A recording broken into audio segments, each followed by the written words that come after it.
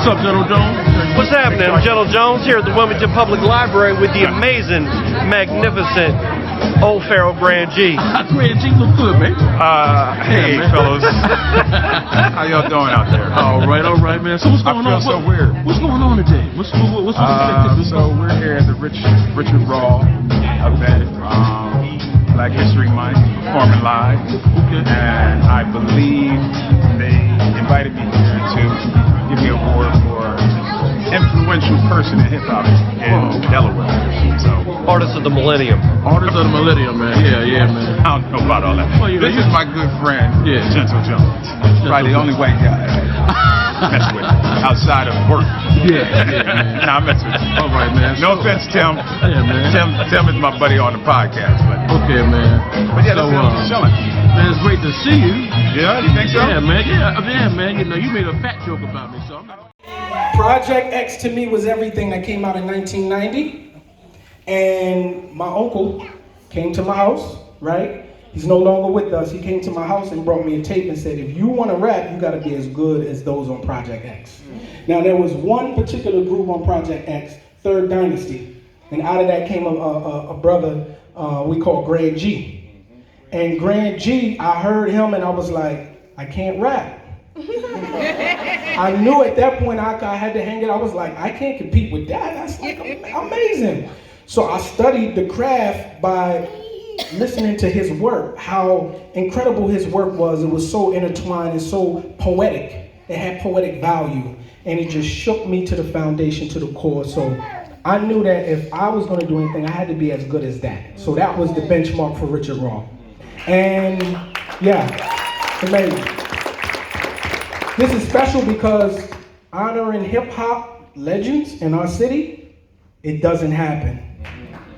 And so I'm proud because, man, let me continue the story. So as a young man, this is about maybe 93 or 94, a couple years after I hear this tape come out and this guy is just blowing up. It's considered the best in Delaware. And so he has a rim shop on Market Street. And one day I walked in. Now I look younger than I am, but I look very young. So I walked into the rim shop with about 50 other people from the community. And he looked like, what is going on? And so he's behind there and he says, can I, what's good? I'm like, what up? He was like, what you mean, what up? I said, I want to battle you. And I walked in, I was really young. I said, I want to battle you. You are considered the benchmark, I'm going to battle you. And so he put a beat on, and it was him and another homie, and they kind of laughed and chuckled at first. And so he put the beat on and he rapped, you know what I mean? And I'm like, oh, he's so good, Then I rapped, but I knew I was good at that point because I've been studying them. You study the master and become the master, that's what you do. And so we went back and forth. Now, it wasn't about winning, he gave me respect. And that's all I needed. I needed someone to validate my art. He validated my art. And my name carried weight just because of the fact that I went in and challenged him.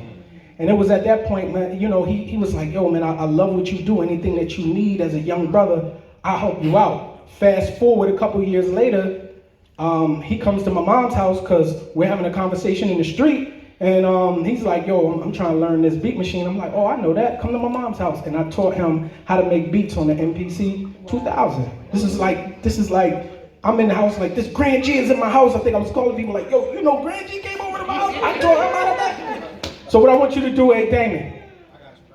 Okay. So what I want to do is present Grand G, who's here, the legend. I want y'all to make so much noise for this legend, and we're gonna present him with the Delaware Lifetime Achievement Award. A Lifetime Achievement Award to Grand G.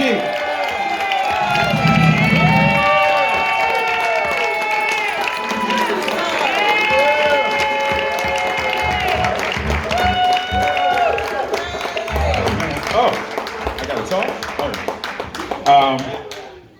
Wow, that's all I can say.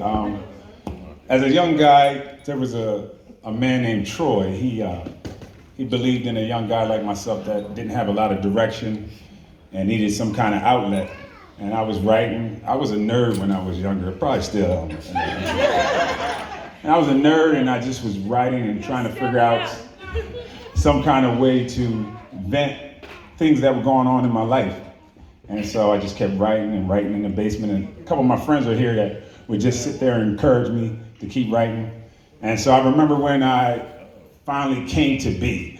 I performed at the 11th grade talent show at Glasgow High School. And at that moment, I knew that that's what I want to do, because at that moment, I went from a nerd to now, you know, people were like, ooh, look at him, you know? So it was something that really inspired me, and I've been doing it for a long time. And Project X came together with just collective artists around Delaware.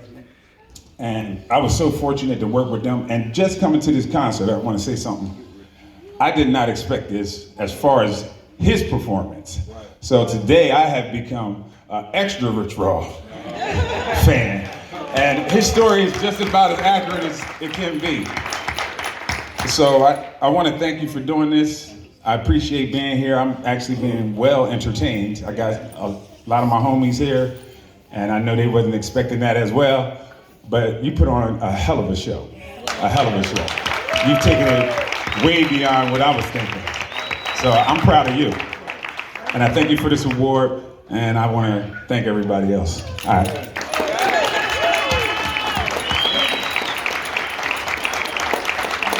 Yeah. Yeah, give it up one more time for Grand G. Yeah. Amazing.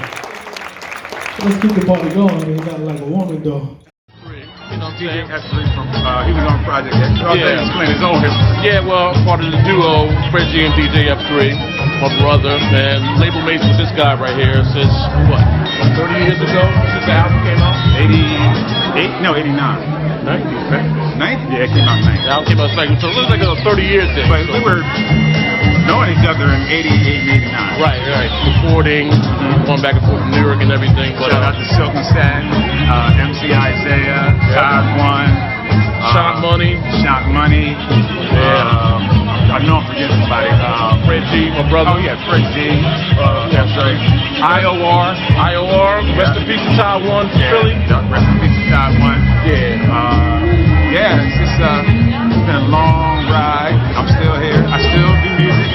Yeah. Just really modest nowadays. My younger days, I was probably a little arrogant. But Very arrogant. But you know what? That motivated everybody, man. I just want to just thank you, man. You know, you and the guys actually took a chance with me and Fred. You know, we were like, you know, the duo and everything, but you guys said, okay, we can do something with this act. Even though we were like the DJ rapper / Hammer, you know, act of the group, but it worked. You know what I mean? People were motivated by it, and we just want to thank everybody for supporting Project X, and everything was just great about the album. yeah, Project X is like, that's my baby, you know, and like I said, y'all was good. Yeah. And at that time frame, I knew what we was gonna do. I knew we was gonna take it up another level. So. Well, absolutely, we did, and we did it for fun. I think still today it has to be one of the,